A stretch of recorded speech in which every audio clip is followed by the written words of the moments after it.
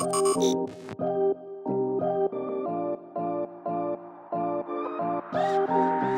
guys, today we're going to be putting a hitch on the Chevy Silverado. It gives us many opportunities to go out and do stuff. We work hard, so we want to play hard. So let's get to it. You will need the tools seen here to complete this installation. All right, so before we get our hitch up, what we're gonna do is we're gonna do a little bit of frame prep here just to get our hitch going.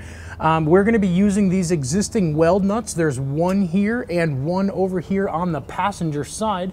As you can see, there's a little bit of surface rust under here. So what we're gonna do is we're just gonna go ahead and clean out these weld nuts pretty good. What we're gonna do is we're gonna start with our brush. This is usually good just to help take a little bit of that corrosion off. We can just go ahead and push it up there and we'll pull it back a few times.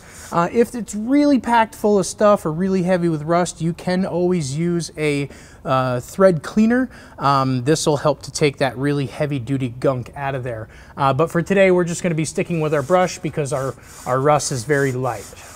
You just do that a few more times and then we can go ahead and move to the passenger side and we'll do the same thing over here. All right, that should be enough. From here, we're gonna go ahead and start getting our hitch prepped. All right guys, here's the hitch that we're gonna be putting on our Silverado today. We're gonna be using this U-Haul exclusive hitch jack. This is really helpful in getting the hitch into place. If you don't have one, you're definitely gonna need a second set of hands. So let's get right to it.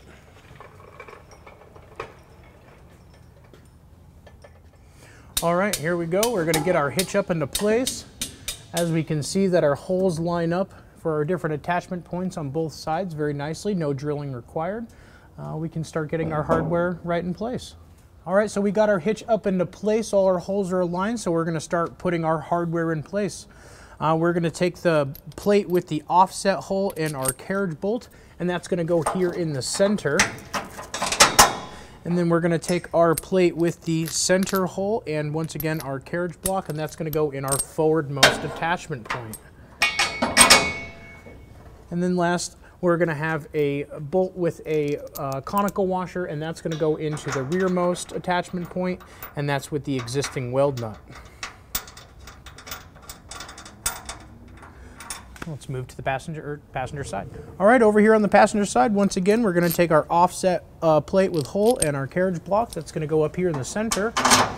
And then our centered plate with carriage block is gonna go in the forwardmost attachment point. And then our bolt with conical washer into our existing weld nut.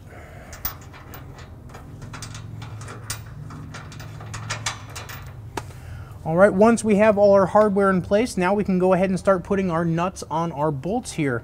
With our center bolt, we have a much larger hole than the actual bolt itself, so we're gonna have to use this flat washer.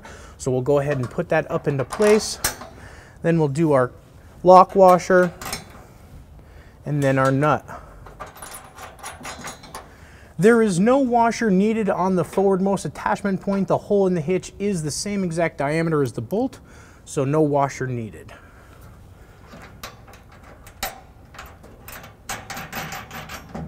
All right, let's move to the driver's side. All right, over here on the driver's side, we have our hardware. We're ready to put our nuts on. Once again, in the center hole, we're gonna go and use this flat washer because that hole is much larger. So we'll go ahead and stick that on there with our lock washer here. And then we'll get our nut. There we go, there she started. And then once again, on the forwardmost attachment point, we don't need the washer, so we'll just go with our lock washer and then our nut.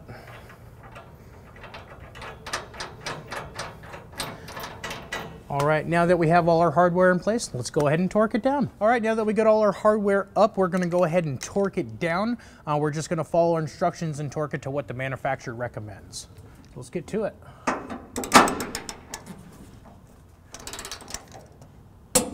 All right, let's move to the passenger side.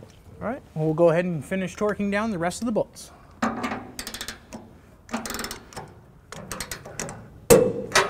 All right, we're all torqued. All right, now that the hitch is installed and we got the vehicle on level ground, we're gonna get you a couple of measurements. From the ground here to the top of the inside of the receiver tube is 20 inches. And then from the pinhole to the edge of the bumper fascia is 2.5 inches. I wanna thank you guys for taking the time to watch our video. Have a good day.